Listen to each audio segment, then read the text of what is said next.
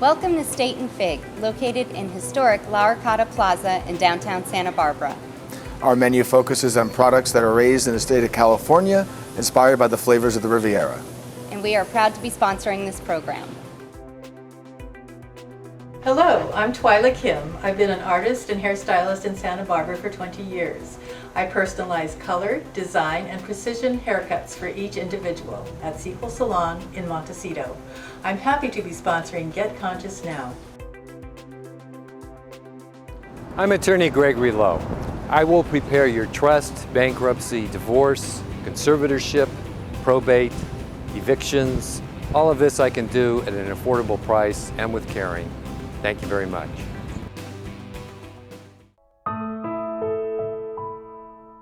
When I was growing up as a kid, I used to go around with them and watch them. My mother and I both worked at Lowry Field. To keep on doing this together.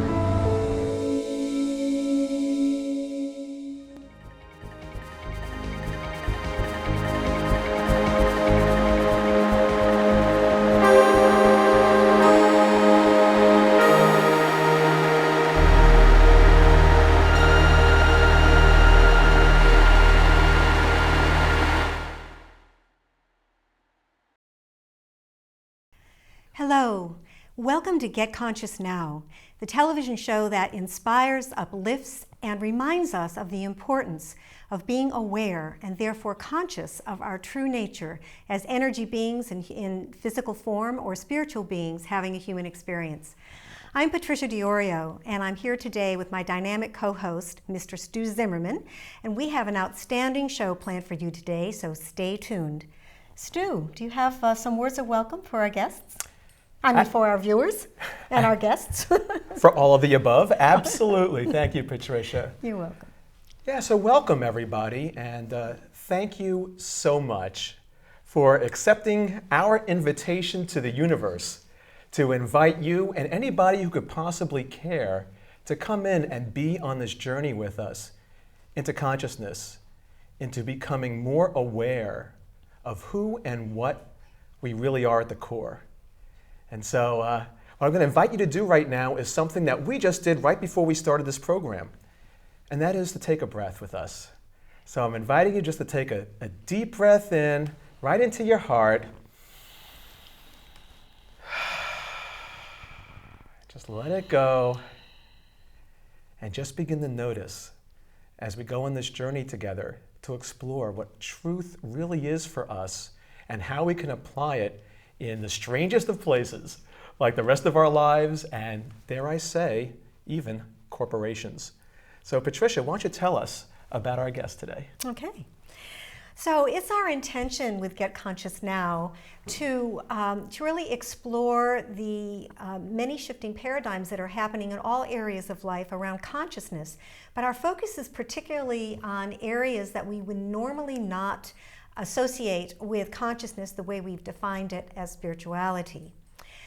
So far we've done 3 shows, and you can catch them on our new YouTube channel, which you'll see on the screen later on. But we invite you to go check out our first show, which is Consciousness in the Media, our second show, Conscious Economics, our third, Conscious Education, and tonight we're going to be looking at conscious corporations. Now, this may seem like a contradiction in terms, but when you meet our guest tonight, you'll realize that this is really a happening that's going on in the corporate culture today. Our guest is Anakha Coman, who is a consultant, a mindfulness consultant, and a awakened leadership trainer for several corporations. She is a very inspiring speaker.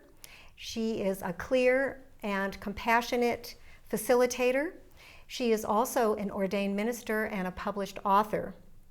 The corporations that she has worked with so far have been, and that she's currently working with as well, are Intel and Nike and the Oregon Health Sciences University and others as well. Her focus is mindfulness, presence, innovation, and relational intelligence, and you're going to hear all about these tonight. So I'm really delighted to be welcoming Anakha Coman, who is clearly a visionary leader in the emergent future. Anakha, thank you so much for being here tonight. It was Thank really you, Patricia. Today. Wonderful to have you here. Now. Yeah, right now, in this now moment. Thank you. Yeah, you're very welcome.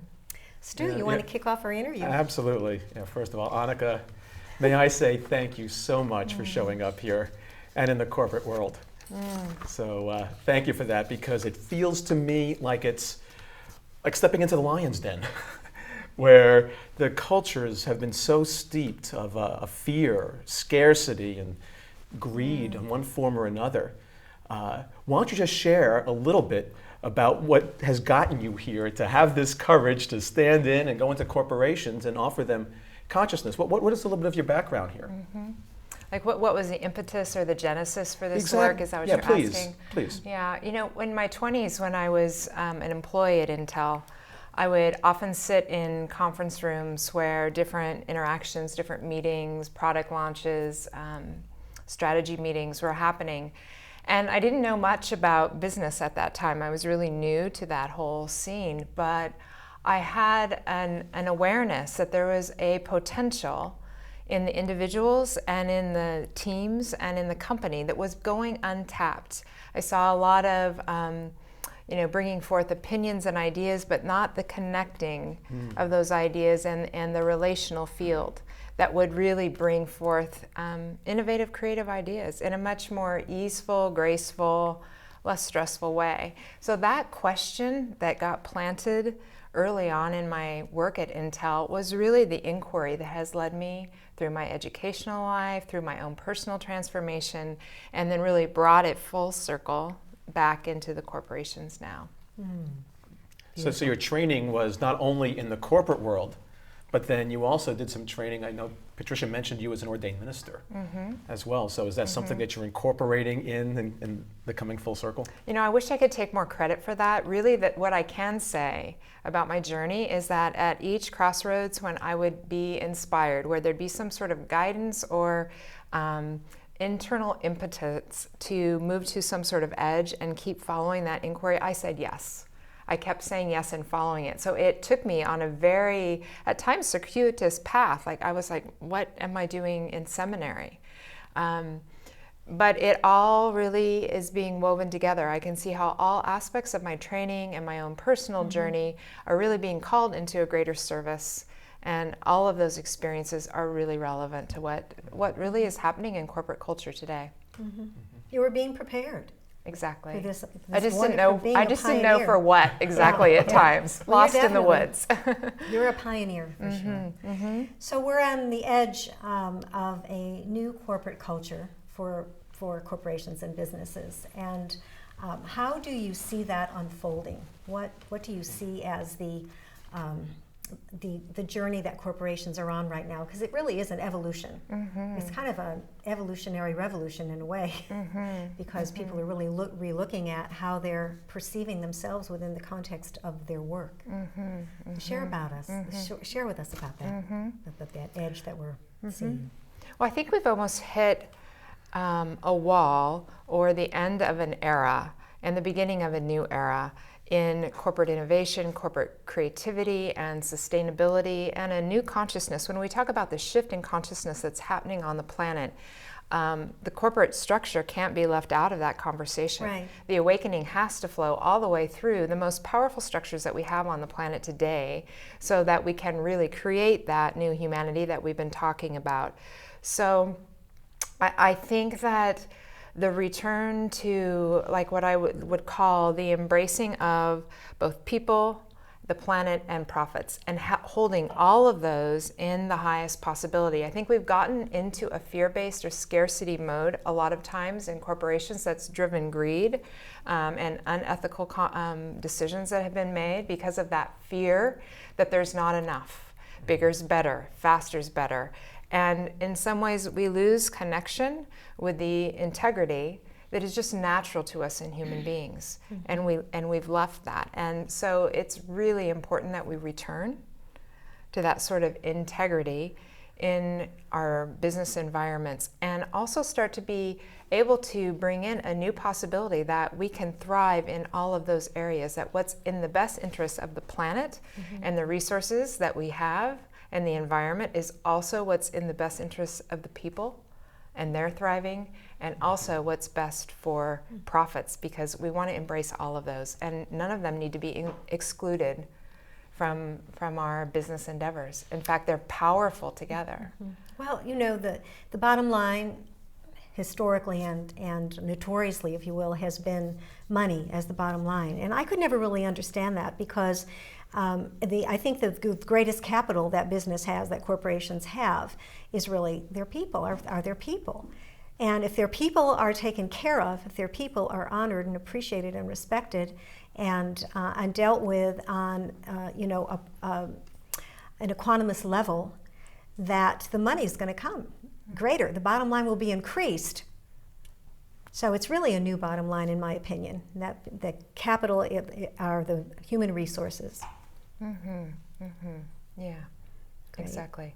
And I think it is a myth. It's almost like a flaw in our thinking that we thought that those had to be isolated from one another, or we had to compromise. It's just not true. Right. So you're bringing mindfulness training into a corporation like Intel. How do you go about that? And is this something that is like a volunteer basis where people sign up for it, or is it assigned? Or can you start to share how you're going about this? Well, really, it's been very organic. So we really just started with introducing mindfulness into the organization, and we started to see that people were getting real business results. I remember one of the first classes I taught there at Intel, a new manager that had just stepped into that position, came into just an hour-long class and experienced some mindfulness-based meditation for about 20-30 minutes.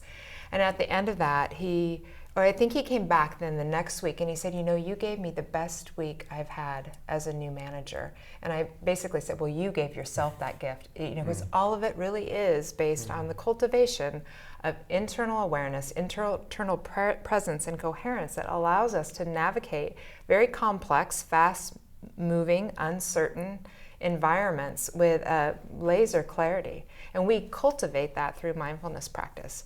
So when I started to see that it was having real impact on the business leaders and the engineers at Intel, then we started to develop an intentional program, an 8-week program called Awaken Intel. It's mindfulness based, but the intention is really to help employees actually realize their potential. And those words get tossed around in business environments all the time, but this program is actually delivering on the how. Like, how do you actually support that happening within the brains and the hearts and the internal consciousness of the employees, so that when it matters for them to choose new behaviors that are more aligned with the sort of future that we want to create, that they have access to those choices and have the courage and the wherewithal to actually make those choices. There seems to be a trend in my observation in neuroscience coming to the fore today, particularly within the consciousness conversation. And we know so little about the brain. We use like 10% of our brain. But neuroscience is telling us now that it's possible for us to build new neural pathways in the brain and diminish the old ones that keep hooking us over and over again in the same conversation. Right. And I know that you're interested and you're aware of this, the whole neuroscience piece. So share with us a little bit more about that in relationship to your work, would you? Absolutely. Yeah. One of the most compelling, I think, for me at least, pieces of information came from Dr. Dan Siegel, who is a neuroscientist and wrote the book Mindsight. He actually came and spoke at Intel last fall. But what he talks about is that in our brain, that we tend to go to two different poles that are not the most effective for us to be operating.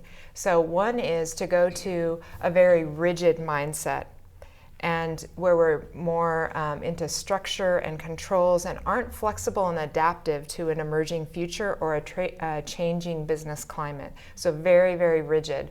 Or we can go into very chaotic, where we might be in a lot of creative flow, but aren't able to take that creativity and ground it in real movement. And a lot of times people are in one or those other states. And so what he says that the most important thing is that we actually integrate our brains, that we come into a state of neural integration, and that mindfulness practice is one of the most important practices that we can do, most effective practices to actually integrate our brain. So what is neural integration? Neural integration means that we're integrating what we might call the body proper and the nervous system, the brain stem and that fight-flight mechanism, the limbic system that regulates emotions, and then the prefrontal cortex that is responsible for all of the high-level executive functioning, decision-making, insight, awareness, attunement with other people. So when we are in mindfulness practice, we're actually building the fibers and the linkages from those different aspects of the brain and coming into a more integrated state. We're also integrating the left and right hemispheres of the brain and drawing on the best capacity of both logic and structure, but also creativity and inspiration, and merging those so neither one is compromised. And so when we do that, he has a great acronym called FACES. We become more flexible, adaptive, creative, energized, and stable, but not in a rigid way, in a fluid way. So the program really focuses on that level of neural integration and giving people access also to something that we call the open plane of possibility. That if we're going to innovate and revolutionize corporate culture, we can't just apply the same thinking and the same models to the situations that we're facing today. We have to be able to open our awareness and tap into the collective field of intelligence and come up with new ways that we haven't even thought of before. So this program is really tuned to making those things happen. And I'd just like to add that the reason why Get Conscious Now, this television show, came together is because we've had this thought that if people could have a logical left brain practical understanding of the mystical, of spirituality, then it wouldn't be considered, this new age wooey stuff, but it would actually be grounded in science. And I think when we have that logical left brain practical understanding that we can merge with the nonlinear and the spiritual and the creative and all the stuff associated with the frontal lobe of the brain, that people will get it because it's just common sense. Well, and the beauty here is that we might, as individuals, have a preference to one or the other. Yes. But then we're leaving a whole set of our potential and capacity unactivated. So when we talk about helping employees realize their potential, when they're in this practice, they have access to a much broader range of thinking and then can also discern when to bring what in. And it's amazing to see that happen. Yeah, that's beautiful, So now let's just be more clear now what we're talking about with a mindfulness training. That's meditation-based, and you guide a meditation in a particular direction. You said you had something like an 8-session course.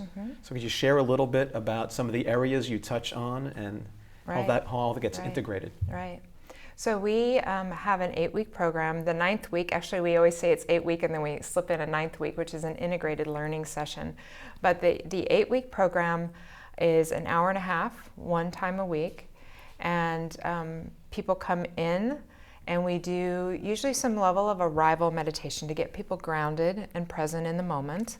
We usually read some sort of poem, and it's great to be reading poetry to business people that are so in their logical brain, and they absolutely actually love it because it starts to nurture a creative, innovative sort of capacity within them. So we read some sort of poem, and usually have them do some sort of conversation with one another, intentional conversation around the topic that we're going to introduce.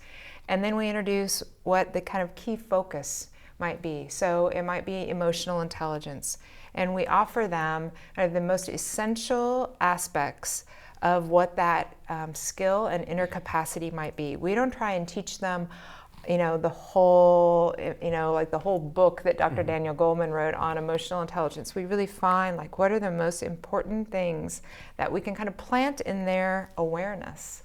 So they're taught those kind of essential aspects, and then we lead them into a longer meditation where they actually integrate those teachings in a real experiential way in the brain, in the body, in the nervous system. So very quickly, they're able to actually integrate the teaching. And then we have follow-on resources and what I call micro practices, ways that they can apply the skills that we're teaching them in micro moments before they send an email, before they answer the phone with a customer, before they enter into a business meeting. How can they actually use mindfulness practice to help them come to the conversation in a more coherent, clear, and empowered place? So they're in the present moment, and they're making that conscious choice to have a great conversation or a great meeting or whatever it is they're about to do. Right. And a great example of that was a group of engineers in one of the business units. They usually, what happens at Intel is they come into the conference room and everybody opens up their laptops and they have their, their devices. All the devices are there. So there's very little actual interaction going on with other people. A lot of interaction going on with the computers and the technology, and sometimes people that are outside of the room. So what started to happen through the mindfulness program is some people stopped bringing their devices, or they'd close the laptop. So there'd be like 3 people in a meeting of 8 people that would no longer have their laptops open, and people would start to notice that and close theirs. And then they'd start to actually tune into the people in the room and the conversation at hand and start to become more engaged with what was happening. One of the things that we teach them, which is absolutely a practice people can try on, is that if when you're in a meeting with someone and you're tuned out of the conversation, you're not present, that sends a signal. And we know that there are mirror neurons in our brain that help us start to come into a resonant field with one another. So if somebody's distracted and not listening to you, you actually aren't as smart. You become smarter when people are really present, really tuned in. Your cognitive ability becomes more clear and coherent. So it becomes really important that when you're in meetings, that you're actually very present and listening, because the depth of insight and information that's going to come from your colleagues is going to be much more powerful. Wow, I was not aware of that. I know the importance of resonance. Essentially what you're saying is it's resonance, because an idea that is held by a group, the resonant field is much stronger than one person holding it or two. But it makes total sense that, that they would be operating on higher cylinders, so to speak. Right. Yeah, right. That's great. Which also goes to show that we are interconnected in ways that go far beyond what the eye can consciously detect. Yes, we are wired for connection, wired for bonding. And so it's starting to actually honor that reality, and instead of ignore that in a corporate environment, acknowledge it and start to leverage that for more efficiency, more connection, more creativity, collaboration, all of those things. Well, the corporation is really a metaphor, as above, so below. It's a metaphor for humanity and for the planet. Well, it is humanity. I mean, it's a metaphor. I didn't mean that way. I mean, it's a metaphor for the planet and who we are and what we're up to. When we spend more time at work and engage with our colleagues than often do we with our loved ones, our partners, or even children sometimes. So we better make those environments what we want them to make. Be very intentional about how we create that culture. Lynn McTaggart wrote a book called The Field. You're probably familiar with that, and her latest book is on the interconnection. The bond. The bond. Yeah. And there is no such thing as a thing. Everything is connected. Everything is interconnected. So it's just only common sense, once again, that when we come together with an intention, we're projecting that much more powerfully than we're doing it by ourselves, or even with one other person. Absolutely. Yeah, great. So when you start going into the mindfulness training with people, I guess this is something, whether it's in a corporation or even outside, people I would think, naturally come up to either a resistance or some place within them which gets incredibly uncomfortable, right? Maybe a limiting belief, maybe it's something that's triggered with some fear or shame or doubt or something. How do you deal with that, and how do you work with that in a corporate setting where people are not necessarily used to, revealing that inner self to that extent in that setting? Well, part of it is we name that up front, that at any significant change that we're going to be making, anything that really takes us out of our comfort zone into the unknown or beyond the capacities that we've known up until this point, we're going to encounter some discomfort in that change. So we prepare people up front. And part of mindfulness practice is building the capacity to be uncomfortable with our emotions and with our physical sensations in the body. Because if you think about what keeps us from taking creative risks in our life, advancing our most important ideas, is that we're afraid that we're going to fail. And what are we afraid of at the moment of failure? We're afraid that we can't actually handle the experience of failure, criticism, and the shame that we might experience in our body, or the despair. So when you start to build the capacity and the muscle to actually face those most uncomfortable places in our human experience and be able to stay present with them and then go beyond them, you prepare people to actually take what is most near and dear to them as far as their ideas, their innovations, their business intentions, and really follow them all the way through. And I can say that I'm a great example of that.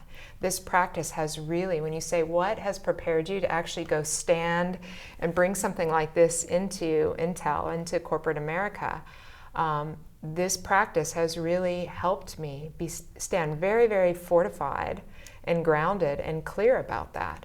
And to encounter any sort of criticism or resistance by leaning in and being curious and being generative with those people and really finding out what's going on, and to be able to sit with my own fear, my own dialogue about how this might not be relevant or pertinent. I mean, there's a story that can start to be told that would shut all this down. And as soon as we become conscious with the story, we can move beyond it. I think addressing their concerns and their fears right up front is really important, because then they can observe them and realize that they're really no big deal and that everyone is in the same situation, right? Right. And when you're really up to something good, you're going to feel fear. You're going to meet the critical mind, and you're going to meet some pushback, especially when you're doing revolutionary work in the world.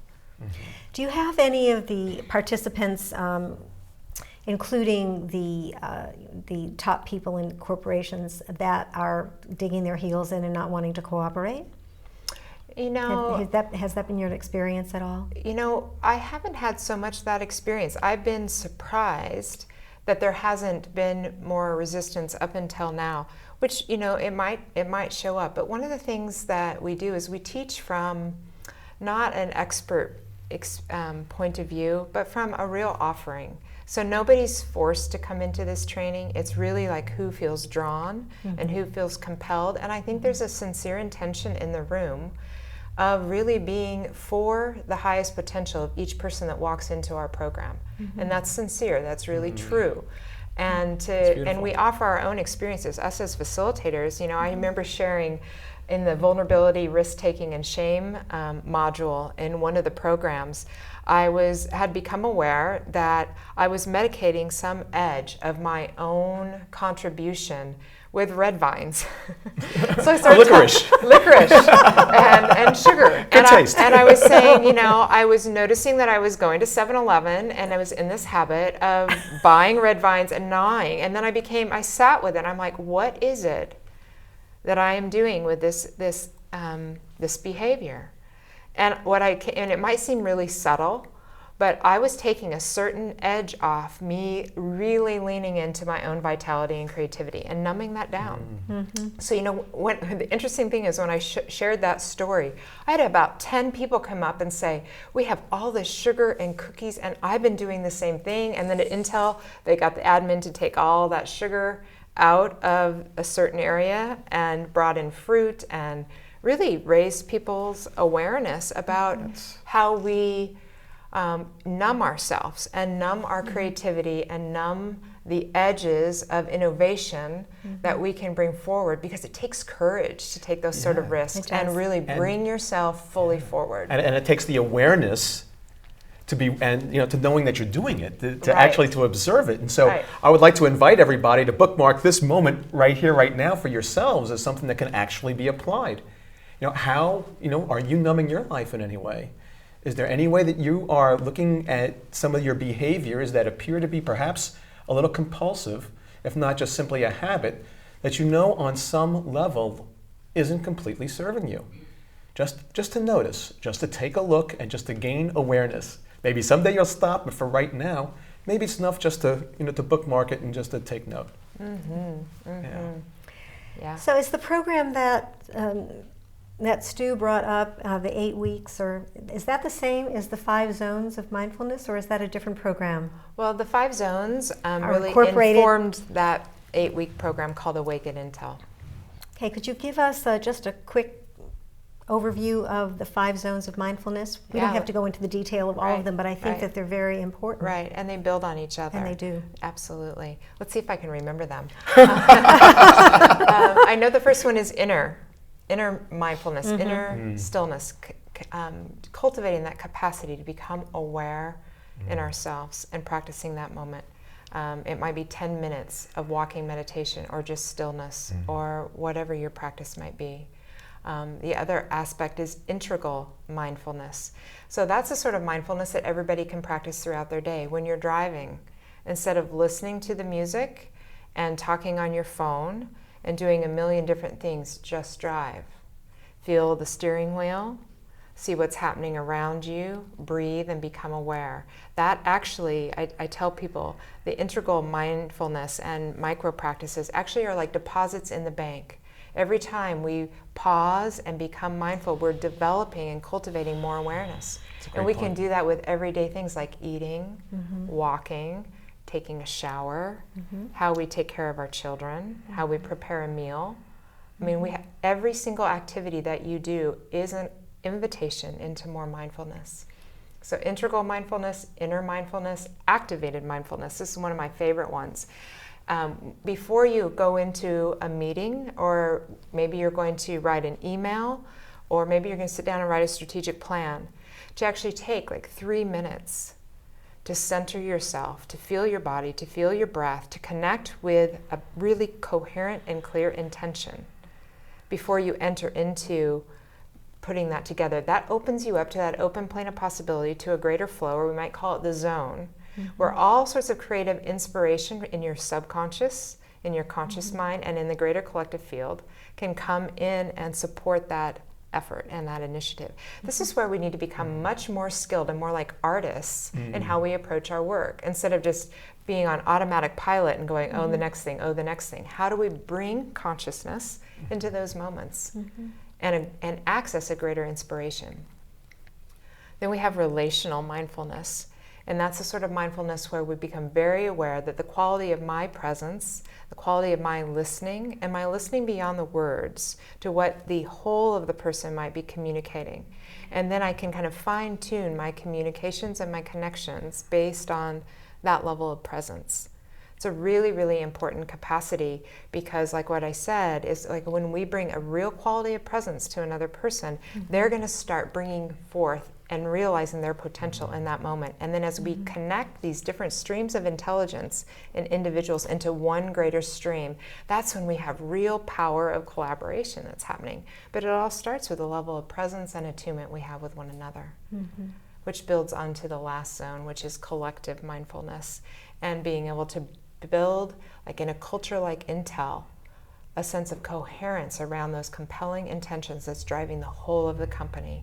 You can build that clarity of coherence in the entire company, so that every person is working in that field, inspired by that field, and moved by that field, no matter whether they're a technical support person or they're the CEO of the company. They know how to contribute their best and into that collective field. So even if everyone in the corporation the size of Intel, for example, wouldn't necessarily be a part of the training because they didn't decide to do it, but it would still affect everyone that worked there, you know, from the janitors to the CEO, in a powerful way, because you're building that resonant field and having that collective conscious choice. That's a positive choice to move the corporation forward. Right.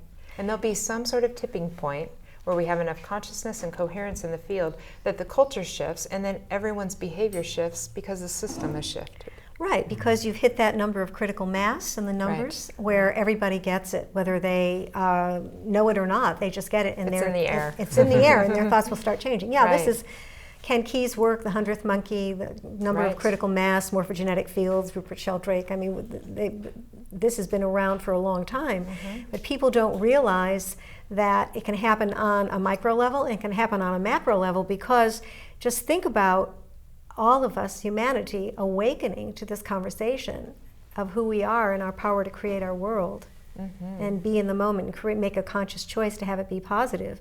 When enough of us are at that point, then that number of critical mass will be hit, boom, and we all wake up and we'll have the kind of environment, we'll have heaven on earth.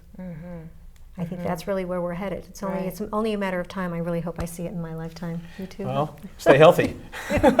Bring consciousness to every aspect of your life. Aging, you know that. That's right, you timeless one. I know. Ageless wonder. Timeless, ageless. Yeah. So I was actually wondering, specifically, what are you noticing with the findings of where the rubber is hitting the road from the people who are taking some of these trainings? Right. Well, we set early on, we asked Intel management and leadership to give us 6 critical business indicators that we could measure the results on. So we've done 6 pilots and we've measured on these 6 critical business indicators. So those indicators are a decrease in stress and overwhelm, an increase in mental clarity and the ability to focus, an increase in the level of access to insight that leads to creative innovation, relational well-being and team effectiveness, and also just overall happiness and well-being. I think I got all of them. There might be one more that's missing. But what we've noticed in all of that, we measure that before and after each intervention, each pilot. And what we have consistently seen has been there's been about a 20% increase in all of those positive indicators that we'd want to see increase. And there's been a 20% decrease in overwhelm and stress. And that's just been consistent, whether we've been working with engineers or HR people or the legal team at Intel. Consistently, people that commit and apply themselves are receiving significant benefit. How are they able to measure it? What were the pre-tests and post-tests like? Well, we can't, all of it is actually, even if we do testing on a scale, a 1 to 10 scale, it's all self-reported, because unless we're going to actually put different, machines and testing indicators on people's bodies and see what's happening with, the neuroscience, brain, neuroscience, which we're not going to do. It's all self-reported. But even that amazes me. I thought that we wouldn't, I was surprised at the results. I continue to be surprised at the results, even though I know the practice and the neuroscience behind it, to see that there's just been consistently solid results from the program. So that gives you a little bit of information about that aspect. But then we have, one of my favorite examples is a young and very brilliant engineer at Intel, really on the fast track. And in a coaching session before the program, he came to me and I was asking him about what area he really wanted to apply this practice to. And he kind of hemmed and hawed a little bit, and I said, it's really important that you pick something that you are really engaged, that's really important to you. And he hemmed and hawed a little bit, and he said, what actually is happening is my relationship, my marriage is just falling apart, and my relationship with my children and my family life is really on the rocks. And he goes, if I really got to choose, this is what I'd want help with. That's fabulous. So I said, okay, let's set that intention. Well, the beautiful thing is this same engineer, at the end of the program when we were having conversations, and he speaks at Intel now and shares his story, will say that he started to have enough present moment awareness that he could see the dynamic that was getting replayed between he and his wife that was creating the conflict and the tension. He got to see how he would get triggered into the same behavior, and he started to have access in the moment. And it's most hard, right, when you're in an intimate relationship. You have access in the moment to a new behavior, a new choice, a new way of relating. And he shifted his entire marriage, and his relationship with the children became more present. That's beautiful. Smoothed all that out. But the other amazing thing was that there was a technology breakdown, a hang-up that they'd had for 2 years in his division that they hadn't been able to solve, a deployment on the wireless platform. And within 3 weeks of being in this mindfulness program, he'd leave the mindfulness session and go into what we call a mindful engineering time, where he turned off all his distractions, his phone, his email, all of that, went into a really focused time with another engineer, and they were able to solve these two engineering problems, create breakthroughs, and allow this new product to be deployed on the wireless platform. And so when his manager came back after being on sabbatical, he immediately enrolled in the class. And I said, why are you coming to the class? And he said the evidence was just too compelling. I wanted to find out what was happening. No, that's exciting. That's really exciting. It is. Because that's really, on one level, why they're doing this, is to have these kind of breakthroughs, right? Their business, Intel's business is innovation, is technology, and if they get bottlenecked there for stresses or for whatever reason. It leads to your job security. Right. And I think it's really important to note, too, that a lot of times in corporate training, we're training skills outside of the person. We're not actually dealing with the inner capacities that are already within us and maybe dormant. And so this program is activating what we already have access to in our own brains and our own hearts, and our relationships. You're building new neural pathways in the brain, and that what happens then is that we're immediately able to access the frontal lobe, where all of our visionary and our creativity and the positive choices we want to make come from. But if we're not building those new neural pathways by stepping out of our comfort zone, we're going to keep looping over and over and over again, and that's the old corporate culture. Right.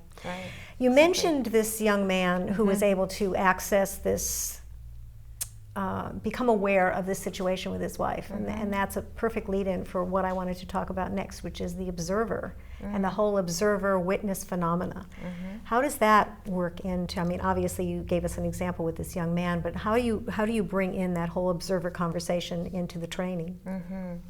Well, one of the meditations that we use, and people can go to Dr. Dan Siegel's website, mindsight.com, and he has this actual meditation called the Wheel of Awareness that you can actually download for free.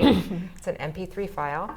But what I love about that meditation is it brings people into what he calls the hub of awareness, which we might call presence, or we might call consciousness, or we might call the witness.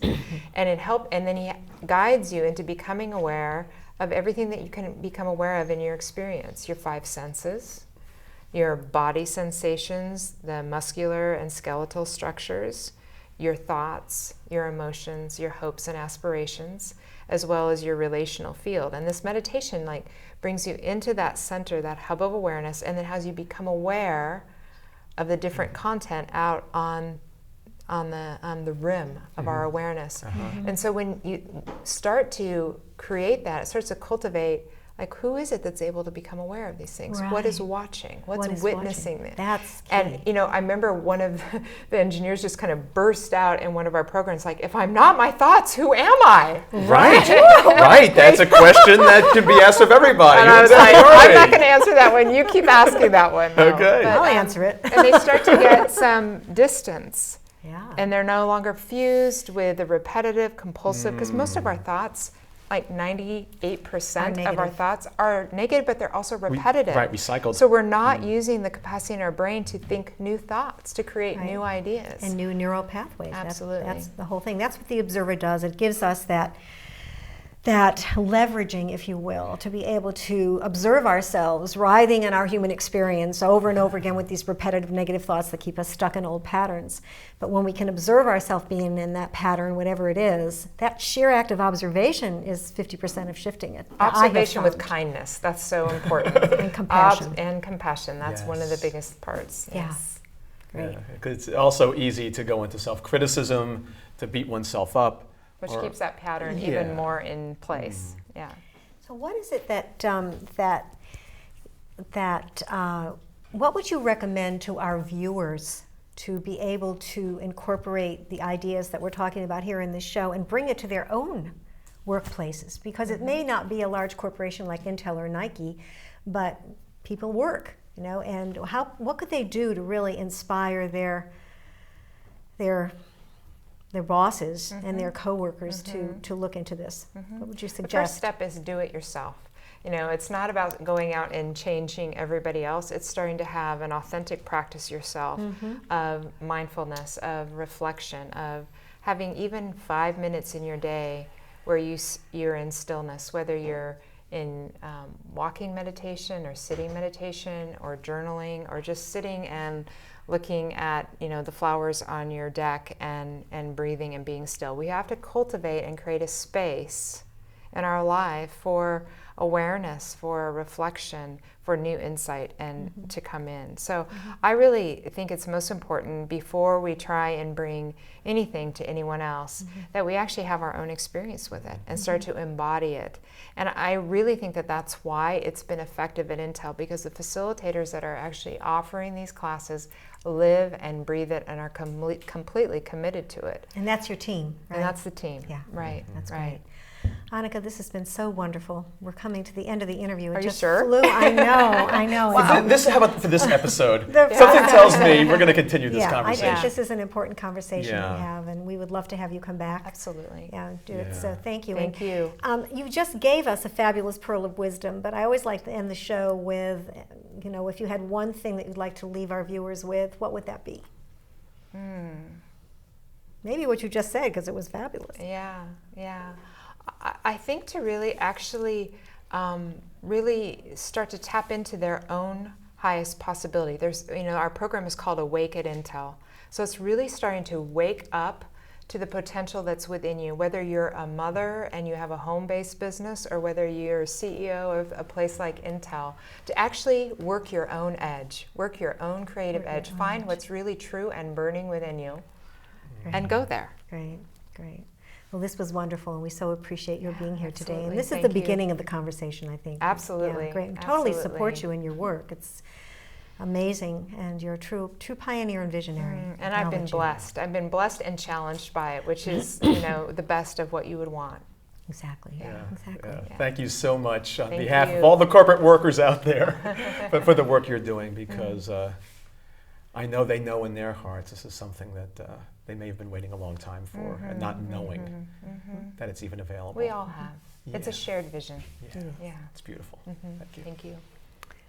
So we're ready for our next segment of the show, and Anakha, you're going to enjoy this. And this segment is called Stu's Views, so it's going to be very interesting. I have no idea what he's going to be sharing with us today. So Stu, you're on. Stu's Views. All right, well, that makes it unanimous because I'm not sure exactly what I'm going to say either. Okay, that's going to be absolutely present.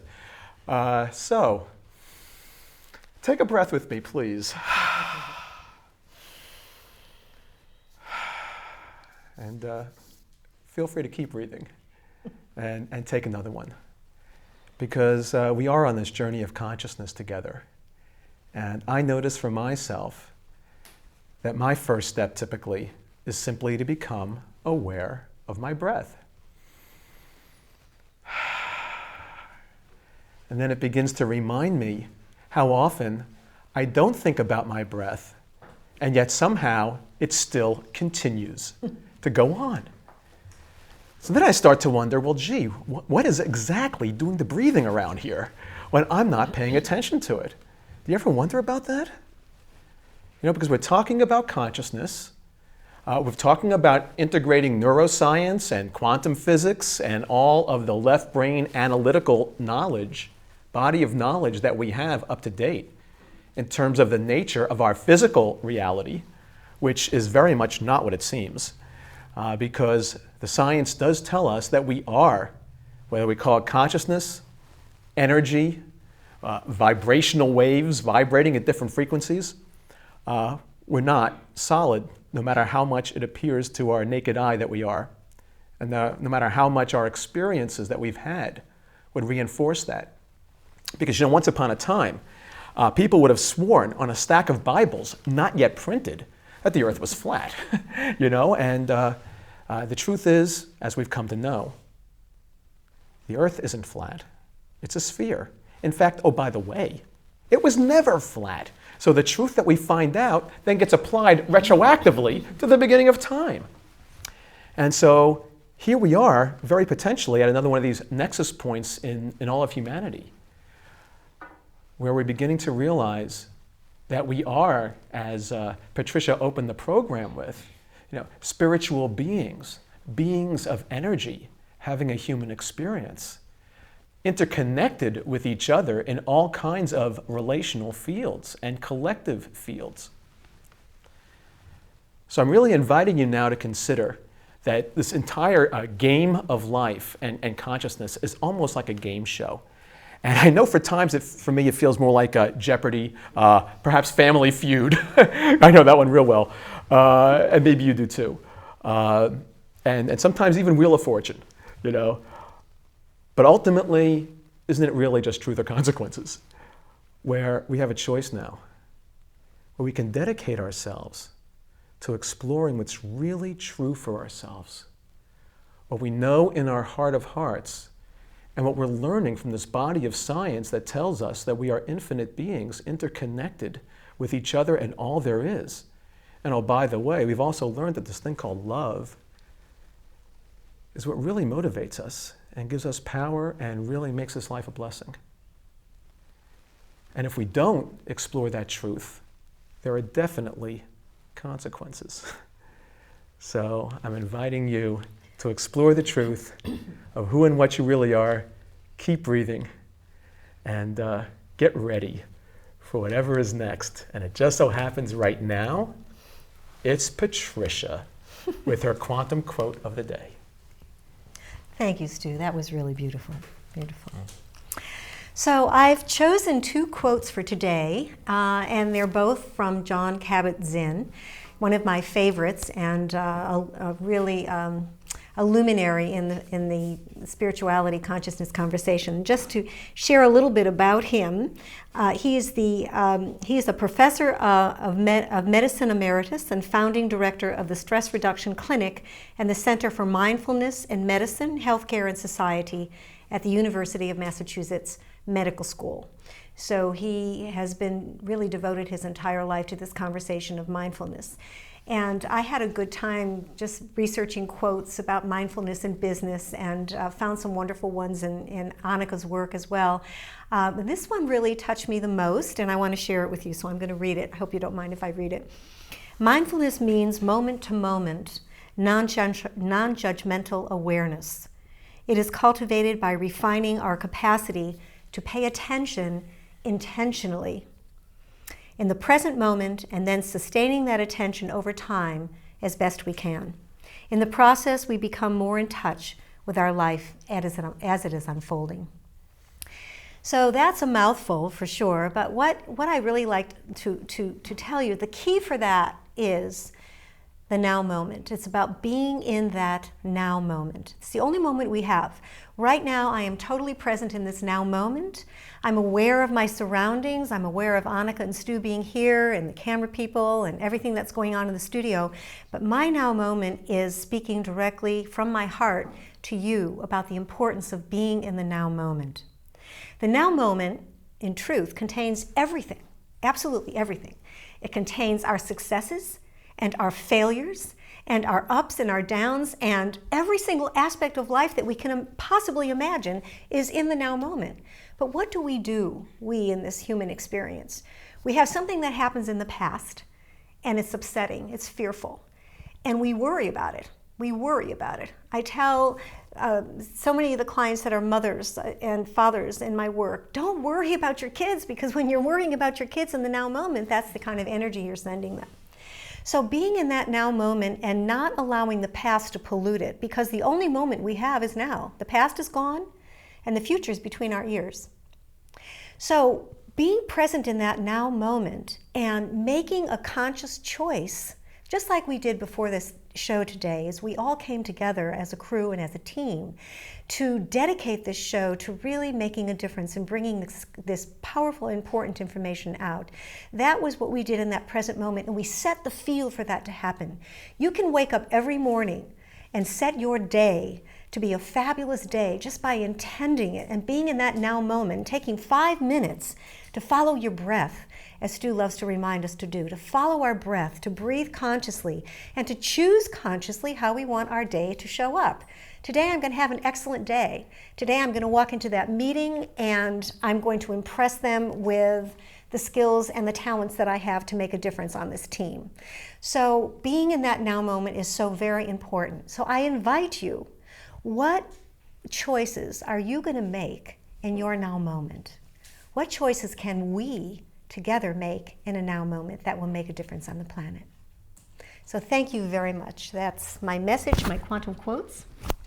That's so beautiful. Oh, thank you. As you are. Oh, thank you. Thank Yeah, you. Really, we're having fun. This is a very fun show. It is a fun show. And, Get Conscious Now, the name of this program, really is an imperative in a way. This is really something that we are here for. And the consciousness is really not something outside of us. So this whole getting thing, it really is a being thing, or going from within, going into ourselves to really determine and feel, not just analyze it, but to actually feel a deeper truth within us. That's exactly what you're calling in, isn't that, Patricia? Right. And you know what? I forgot the second quote. So you reminded me when you said the word things. And this is a little quote from Jon Kabat-Zinn again that I found in Anakha's work and reviewing her website. So I'd like to close with this, and it's very, very, very simple, but it speaks volumes. And this is what he says. The little things, the little moments, there are none. There aren't any. The little things, the little moments, there aren't any. So think about that. And every moment is unlimited potential of how we can create our lives in every possible way, mentally, emotionally, physically, and spiritually. So. It also means that some of the most simple things that we may otherwise take for granted, like a simple look in each other's eyes, and just really connecting with that, rather than just taking it for granted that we're on this program together and we're doing something for all of you, whoever you are.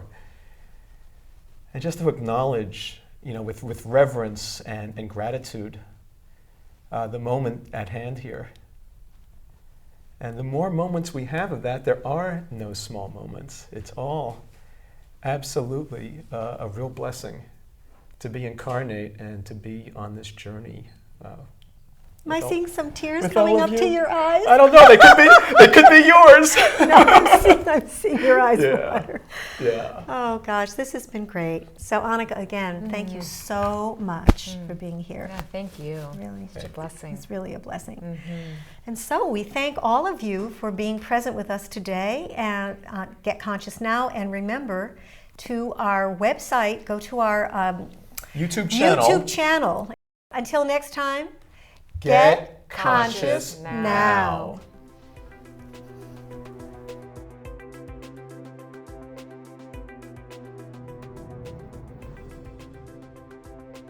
Hello, I'm July2013. I've been an artist and hairstylist in Santa Barbara for 20 years. I personalize color, design, and precision haircuts for each individual at Sequel Salon in Montecito. Welcome to State and Fig, located in historic La Arcada Plaza in downtown Santa Barbara. Our menu focuses on products that are raised in the state of California, inspired by the flavors of the Riviera. And we are proud to be sponsoring this program. I'm attorney Gregory Lowe. I will prepare your trust, bankruptcy, divorce, conservatorship, probate, evictions. All of this I can do at an affordable price and with caring. Thank you very much.